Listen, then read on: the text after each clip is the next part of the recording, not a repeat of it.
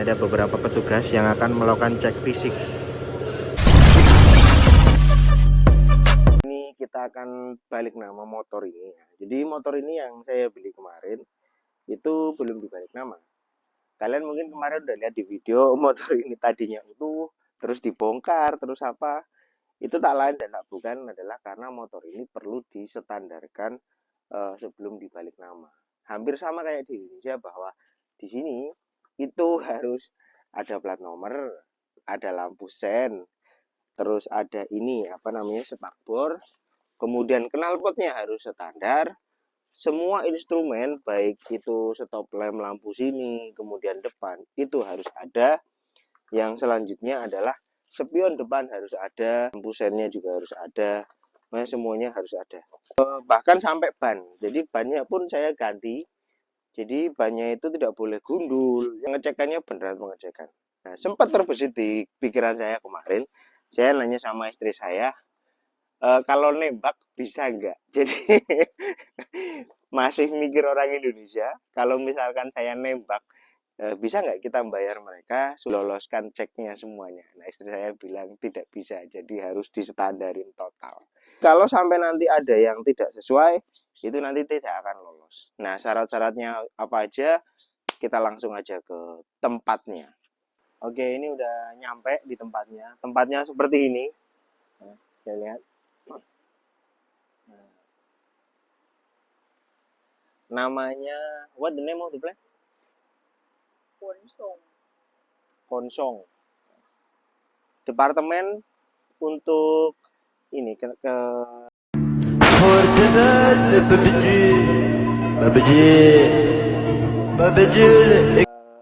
Kepemilikan kendaraan. Kita lanjut masuk seperti apa. Nah, oke, di sini mau balik nama semua ini. DR25. Tentu saja ada Honda Wave. Ada Ducati Hypermotard. Oh, ini bukan Ducati Multistrada yang baru, V4S. Ini berarti yang V4S. Mesinnya kita masuk ke dalam.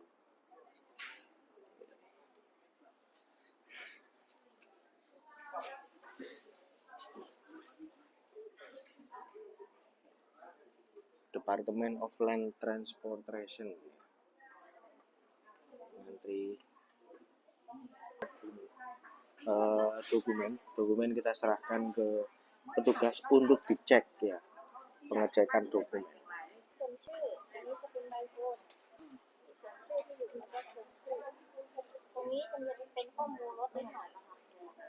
Dijelaskan oleh mbaknya, saya nggak paham.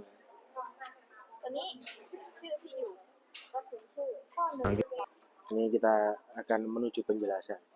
So what the document we need, honey?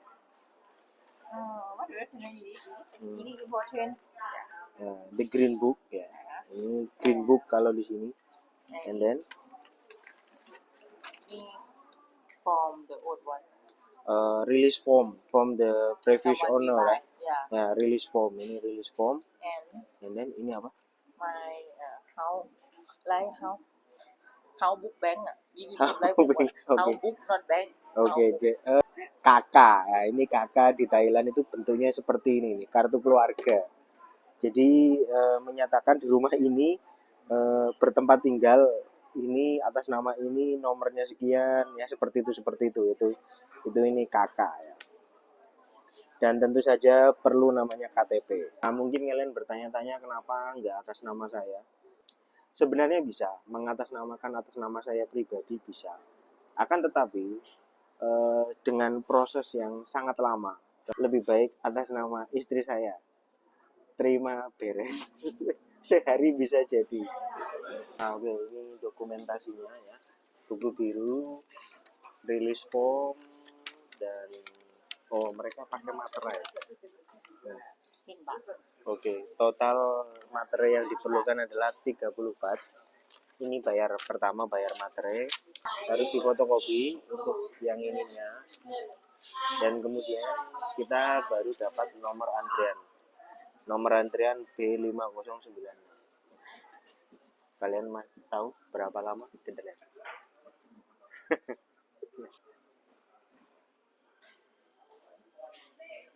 kita menunggu ini masuk dulu.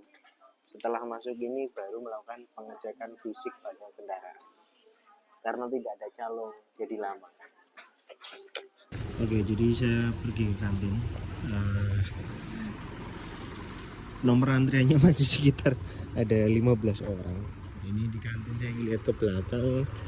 Dan ini kotak ini adalah tempat pengujian untuk kendaraan uji fisik. Nah, di sebelah kiri ini ada tempat untuk tes SIM. Nah, ini kita akan lihat untuk arena ngetes SIM-nya seperti apa. Anjir, panas banget ini. Nah, ini. Jadi di sini jadi satu, baik untuk tes motor dan juga mobil. Nah, ini tempatnya. Sedikit mirip dengan yang ada di Malaysia. Untuk tempat pembuatan SIM-nya itu seperti itu. Kita akan intip uji fisik, ngintip. Oke. Nah, ini untuk mobil di sini ya, uji fisik. Nah, oke, jadi baru aja selesai untuk pengurusan dokumen ya. Dimulai dari jam 1:30 dan sekarang waktu menunjukkan 4:18. Baru mau masuk ke pengecekan fisik. Motornya harus dibawa untuk ngantri cek fisik ya, dokumen harus disertakan pada motor, nggak perlu pakai helm karena cuma muter ini aja. Oke, kita langsung ketemu di sana.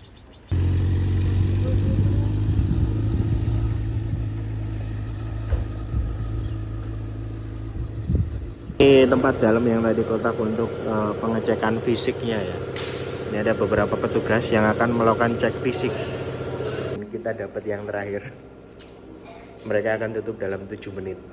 Tidak ada antrian. Ya, kita yang terakhir, bener-bener terakhir.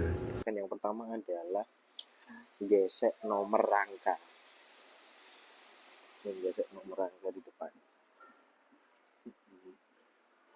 Nah, proses geseknya sama kayak di Indonesia gesek. Nah, jadi setelah gesek nomor rangka adalah gesek nomor mesin. Bapaknya sedang mencari di mana kan nomor mesin VPR. Di mana kan nomor mesin VPR? Sedang dicari sama bapak. Udah tutup ya guys. Kalau kalian dengar suara ini, nah ini lagi ini turunin ya, tutup ya. Jadi dari terakhir engine number I think final ini. Oke, jadi nomor mesin CBR 1000 itu dia ada di bawah knalpot persis. Jadi menyusahkan untuk melakukan proses ini. Tadi prosesnya udah selesai, cek fisik ya. Cek fisiknya itu tidak dicek. Kenapa? Karena petugasnya udah pada mau pulang. Jadi cuman gesek doang. Tapi biasanya kalau di sini itu dicek, dinyalain motornya terus dikeber, klakson, ratingnya kayak gitu-gitu dicek. Tapi karena saya dapat terakhir, tapi tidak dicek sama sekali. Dan kemudian ini sekarang kita cek fisiknya udah selesai, maka ke proses selanjutnya yaitu adalah pembayaran dan juga pemilihan nomor. Di sini bini saya diberi kesempatan untuk memilih nomor. Ada 3 bagian. Mungkin di sini kalau kita terjemahkan nomor yang nomor sekian, dan nomor sekian. Nah, saya dapat belangko untuk ini, kolom yang ini sesuai dengan yang itu, dan kita berhak memilih nomor yang tersedia di sini. Nah, nomor yang tersedia di sini itu kita bebas mau milih nomor yang mana. Prosesnya udah selesai, sayang. Halo. What the number we get? 3777. Nah, nomornya nanti adalah plat 37777. Nah, ini di sini nanti di sini digaji semacam barcode. Nah, barcode ini nanti di-scan mulai tanggal 21 Januari sampai nampak kita dapat nomor ini. Kalau udah dapat nomor ini baru kita akan balik lagi ke tempat ini untuk mendapatkan plat nomor. Dan untuk hari ini how much we spend money? Today 30 baht only.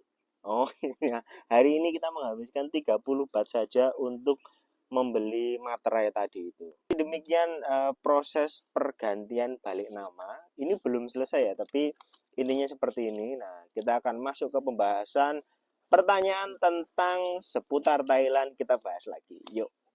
Oke, pertanyaan selanjutnya adalah dari Taufik Rohman ya. Tat mau tanya, apa yang membuat masyarakat di sana sangat suka dengan Honda Wave? Terlihat dari postingan Pak Ustadz, seliweran di medsos, banyak masyarakat saja menggunakan Wave di berbagai sektor. Jadi saya sudah survei, saya tanya sama istri saya, kemudian ponakan istri saya tanya dengan mertua saya, jawabannya sederhana. Kenapa banyak orang Thailand memakai Honda Wave adalah karena murah meriah, cita-cita tercapai. Jadi motor yang paling murah di sini itu adalah Honda Wave. Bagi masyarakat Thailand, intinya motor paling murah Honda Wave, motor paling irit Honda Wave, motor paling awet itu adalah Honda Wave, spare partnya di mana-mana adalah Honda Wave, dan modelnya paling bagus Honda Wave, dan yang terakhir adalah dijual gampang dan harganya tinggi adalah Honda Wave. Itulah kenapa alasan di mana-mana pakai Honda Wave, karena Honda Wave ini sudah menjadi culture bagi orang Thailand ya. Itu benar-benar. Pokoknya kalau misalkan ini apa Honda Wave, mau ini Honda Wave. Bahkan saya beli motor ini di compare-nya sama Honda Wave gitu. Jadi ketika saya ngomong wah ini bensinnya seliter cuman bisa 14 atau 15 kilometer, mending Honda Wave. 1 liter bisa sampai kemana-mana. Ya itu seperti itu omongan dari mertua saya ya. Oke. Oke, pertanyaan selanjutnya dari Frido Milenio 6466. Apakah Honda Wave dan PCX jari-jari di Thailand memang seramai seperti yang ada di konten-konten sosmed? Kalau di sana apakah ada X-Max atau Forza yang pakai velg jari-jari? Matur suwun. Jawabannya adalah tidak. Bahkan velg jari-jari di sini itu udah ditinggalkan. Tidak ada lagi yang modif pakai jari-jari, itu sudah tidak ada. Jadi kalau kita ngelihat di Indonesia itu kan pasti kalau misalkan jari-jari atau apa itu mereka pasti akan nyebutnya adalah ini apa Thai style atau modif ala Thailand. Sebenarnya di sini udah nggak ada. Bahkan saya tidak pernah nemu istilahnya ada yang masih menggunakan modifikasi pelek jari-jari banyak kecil. Itu saya sudah tidak pernah nampak di jalanan, di event pun tidak. Pol mentok paling hanya di event drag ya, itu hanya di situ. Tapi untuk kontes semuanya itu tidak pernah nampak sama sekali. Itu jawabannya sih. Apalagi kalau tadi pertanyaan X-Max dan Forza ada yang enggak yang pakai jari-jari? Tidak ada, tidak pernah nampak yang pakai jari-jari, baik itu di jalanan, di kontes maupun di arena balapan. Seperti itu. Oke, pertanyaan selanjutnya dari Diki Ardian. Bagaimana masyarakat Thailand melihat Indo ya? Beberapa orang saya mendapat beberapa jawaban yang berbeda. Jadi saya tanya kepada mereka apa yang mereka pikirkan pertama kali ketika mendengar Indonesia. Saya tanya kepada istri saya apa yang pertama kali dia pikirkan ketika mendengar kata Indonesia. Jawabannya adalah Bali. Ya, itu jawabannya dia. Ketika saya tanya kepada ponakan istri saya, apa yang pertama terlintas ketika mendengar kata Indonesia, yang dia jawab adalah motor dan Vespa.